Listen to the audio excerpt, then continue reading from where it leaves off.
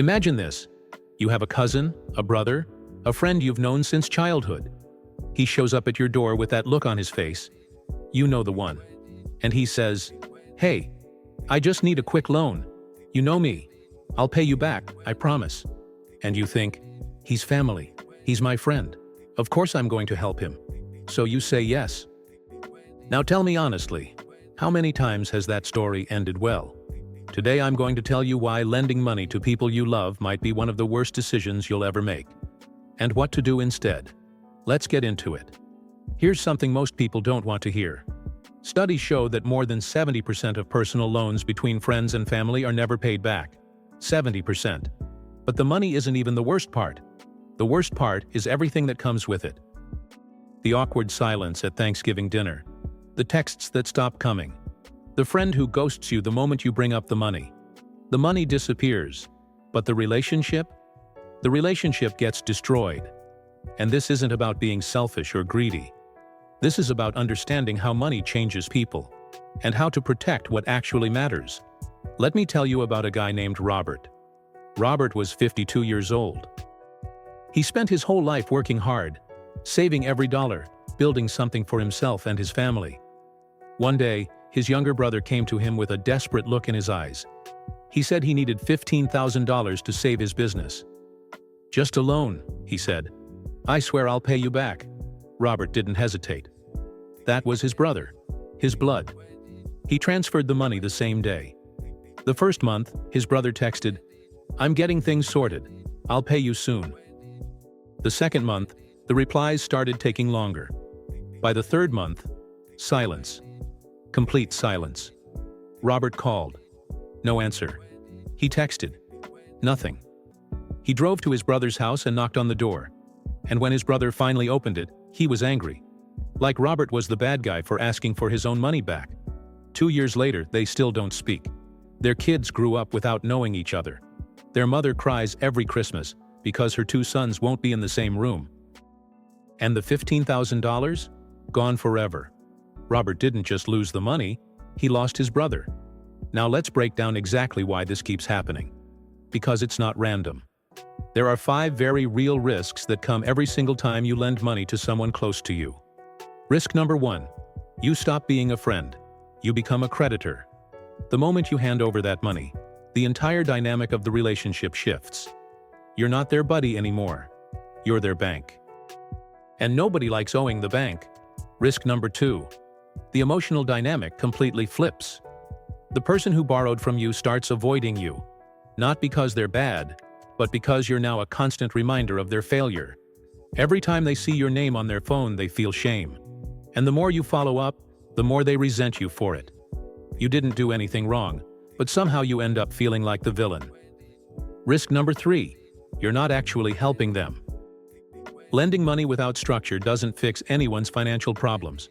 In most cases, the person will be back in the same situation in a few months, asking for more. You're not solving anything. You're just delaying the crash. Real help looks different. And we'll get to that in a minute. Risk number 4. The material losses are real, and they are serious. A survey by Bankrate found that 57% of Americans who lent money to someone close to them experienced negative consequences. Either the money was never returned, the relationship was damaged, or both. More than half. Think about that. Risk number 5. And this one is subtle, but it's the most dangerous of all. Resentment. Even when the person actually pays you back, the relationship rarely goes back to what it was. There's this silent weight between you now. The one who lent the money remembers every moment of stress and doubt. The one who borrowed carries the embarrassment of having needed help. The money came back, but something was lost that never returned. Now let's talk about the psychology behind all of this. Because once you understand it, you'll never look at these situations the same way again. There's a concept in behavioral economics called the endowment effect. Basically, we value things we already own far more than things we might gain. When you lend $1,000, that money was already yours. Losing it hurts much more than if you'd never had it at all. And there's something else happening too. When someone asks you for help, it triggers something deep in your brain. The same instinct that makes you hold the door open for a stranger or give up your seat on the bus. The problem is, money is not a seat on the bus. The stakes are completely different. And your instincts, as good as they are, don't know the difference. Warren Buffett once said, "Never test the depth of a river with both feet." Lending money without thinking it through is exactly that.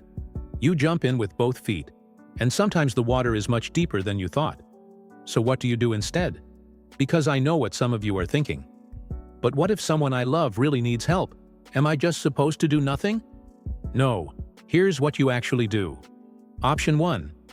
If you want to help and you can afford it, give it as a gift. Not a loan. A gift. Figure out the amount you could lose without stress.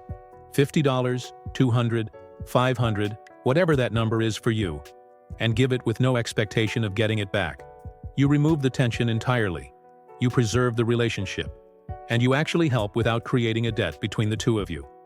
Option 2. Offer help that isn't money. Connect them to resources. Share a job lead. Help them think through their options. Sometimes that kind of support is worth more than any check you could write. Option 3. Be honest and set a clear boundary. This one takes courage, but it works.